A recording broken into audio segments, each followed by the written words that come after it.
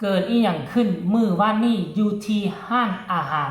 น้องธิดาลาวคือว่าห้องเสียงลงเสียงอ่อนแท้เนาะบัดนี้ตื่นตาตื่นใจกับการบริการอาหารยุคใหม่ของประเทศไทยเข้าซะแล้วทักทายสบายดี FC แฟนครับตอนเศร้าๆมาพบมาพ่อกันคลิปนี้มื้อนี้อยากจะบอก FC แฟนคลับทั้งไทยและกะลาวว่าเข้าสู่ฤดูหนาวเต็มพิกัดแล้วเด้อตื่นมาตอนเศร้าๆ มันเป็นหมอกปล่อยๆมันจะบ่แม่นฝนมันเป็นหมอกตกปล่อยๆแล้วก็อากาศมืดครึ้มตอนนี้เวลา9 โมงแต่ว่ายังบ่เห็นแสงพระอาทิตย์ปกคลุมด้วยเมฆหมอกอากาศนี่เย็นยะเยือกออกไปข้างนอกต้องได้ใส่เสื้อกันหนาวแล้วเด้อ FC แฟนครับบอกข่าวเปล่าประกาศให้ทุกคนบ่ว่าจะอยู่ทางไทยทางลาวให้ระมัดระวังเดี๋ยวจะเป็นหวัดเป็นไอเป็นไข้คือเจ๋เบาลาว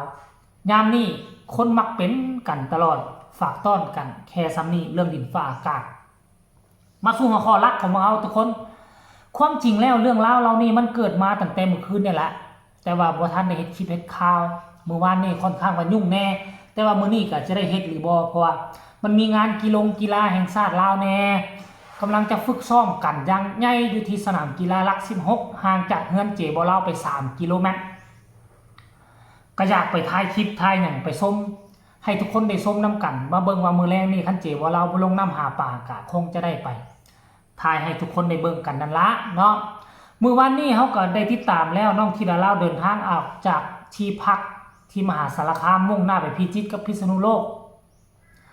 ตกตอนเย็นมากกับพากับไปฮอกไปกราบไปไหว้บูชาของดีน้ำพระอาจารย์หรือว่าครูอ้อย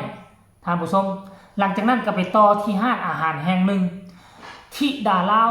ห้องเสียงดังลั่นหลายช็อตหลายจังหวะเพราะว่าเกิดมายังบ่เคยเห็นแบบนี้แต่ถามว่าการทำอาหารแบบนี้ทั้งลาวมีคือกัน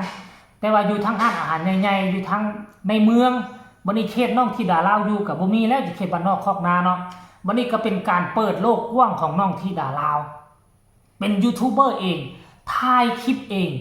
โอ้ยเสียงห้องดังลั่นเป็นซีซันให้กับห้างอาหารในมื้อคืนนี้มันเกี่ยวข้องกับเรื่องอันใดให้ทุกคนไปชมคลิปนี้แล้วจึงมาพบกันในช่วงต่อไปไปชมพร้อมกันเลย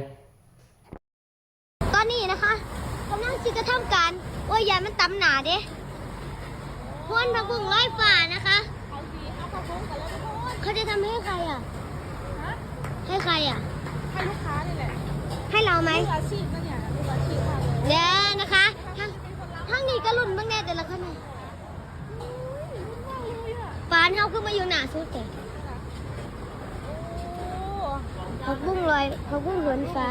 บุ้งลอยฟ้านะคะเดี๋ยวเบิ่งกันเหินฟ้าบุ้งเหินฟ้าบุ้งนี้บ่เคยพบปกติก็บ่เคยฮับดอกอันนี้มืออาชีพแห่งตัวถ้าถึงคิวเราขึ้นไปรับเองไหมน้อยอยากรับอยู่นะ2 คนรับด้วยกันเลยถ้าเขาขึ้นไปเขาก็ได้ฮับเชิญหมดเลยนะคะโอเคเฮ้ยเพื่อเป็นไฟใหม่หนาลูกกระยานคือกันเนาะมีไทยลงวูบเลยอ่ะนี่นะคะเราก็จะมากระทำการโหนผักบุ้งเหินผักบุ้งเหินฟ้านะคะเหินอยู่ฟ้าหรือเท้าคุณไปเหินอยู่หลังคาจริงค่ะสำเร็จไม่มอแล้วบ่ไม่มอแล้วบอก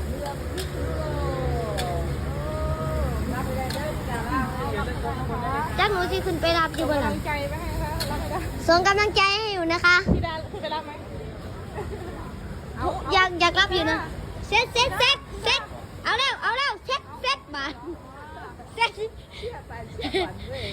ซ็ตแล้วว่ามันตำหนาด้วยค่ะมันหอนอยู่ดิเซ็ตมาเร็วเซ็ต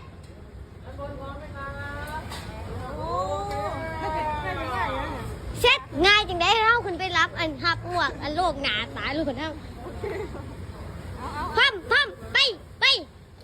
นักเสียกันไปเลยไปนะแม่เซ็ตระวังมันสิตำหนาหนูไปเลยนะแม่เซ็ตระวังมันสิตำหนาหนู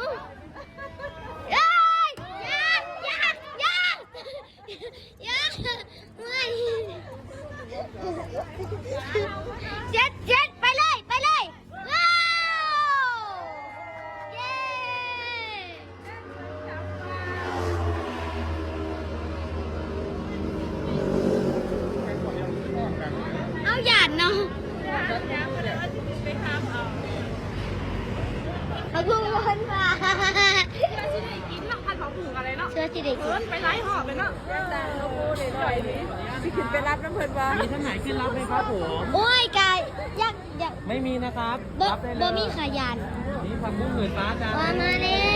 ว ทานได้ผมบอกอร่อย มาแล้วนี่ราคา คักขนาด 9 บาทของพวกเรา เพื่อสิได้กินเนาะเพิ่นพกไป จะได้กินเลยเคยพวกผมอันนี้นี่ โอ้ยยังเหลืออีกจานยังเหลืออีกจานยังเหลืออีกจานยังเหลืออีกจานหนูอยากมันลวกหนาอันมีผ่ากันเปื้อนมีผ่านบักหนาให้น้ำมะขามตั้งใจจีกาขึ้นไปรับแล้วก็ประกาศตัวอยากดูแต่ไม่กล้าถ้าหนูไปรับต้องมีสิทธิ์พี่ไปด้วย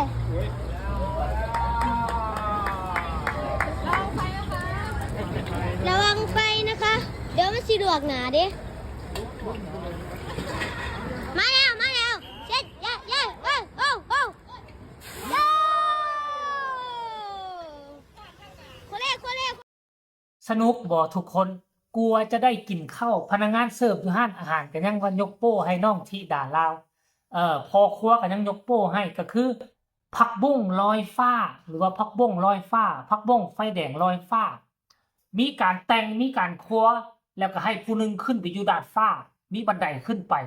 ห้านอาหารเขาจัดไว้ให้โดยเฉพาะโซนี่แล้วก็ยก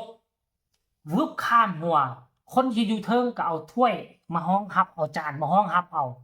ซึ่งมันเป็นภาพบรรยากาศที่เด็กน้อยบ้านนอกคนหนึ่งเห็นครั้งแรกก็คือตื่นตาตื่นใจนั่นแหละห้องโหตื่นเต้นตั้งแต่ตอนเขาผักบุ้งลงหม้อไฟลุกบุบขึ้นมาห่วยกลายเป็นซีซันในค่ำคืนที่ผ่านมาและก็บ่แม่นแต่น้องธิดาลาวเป็นแบบนั้นปรารถนาแม่พึ่งแล้วก็ยังอีกผู้หญิงผู้หนึงน่าจะเป็นแฟนของเบาเคก็ตื่นตาตื่นใจแต่ว่าโดยเฉพาะพิเศษคือน้องธิดาลาวสังเกตได้ว่าน้องเก่งเรื่องโซเชียลถ่ายเองเว้าเอง และฮู้จักเว้าเป็นซอดปกติเลยนะรุ่นเอื้อยนะบ่ว่าอายบ่ว่าจะเป็นเอื้อยอุ๋งอิงนะคันถ้าหากว่าให้จับกล้องแล้วให้ไปถ่ายเป็นอินฟลูเอนเซอร์เป็นยูทูบเบอร์นี่ก็ยังอยากอายอยู่ได้เว้าค่อยๆคือเอื้อยอายนี่บาดธิดาลาวโถน้องใหม่ล่าสุดซัดเอามาโป้งป้างจักคำเว้ามาแต่ใส่สมองนี่ไวขนาดโอ้สามารถเว้าทัดถ้อยทัดคำซัดถ้อยซัดคำซั่นดอกโอ้ย มีความสุขเห็นแล้วก็ค่อยเบิ่ง2-3 รอบอดใจบ่ได้ก็เลยมาเฮ็ดคลิปนี่ล่ะทางผู้ชมเนาะเอาเช้ามื้อนี้ก็น่าจะรายงานการเคลื่อนไหวล่าสุดของน้องธิดาลาวให้พ่อแม่ FC ฟังแค่นี้ก็แล้วกันเด้อ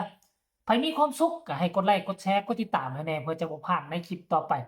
อยากอยากล้มอยากตำหนิติชมอยากแลกเปลี่ยนบทเรียนนำกันก็ส่งข่าวมาใต้คอมเมนต์พบกันใหม่ในคลิปหน้าสำหรับคลิปนี้สวัสดี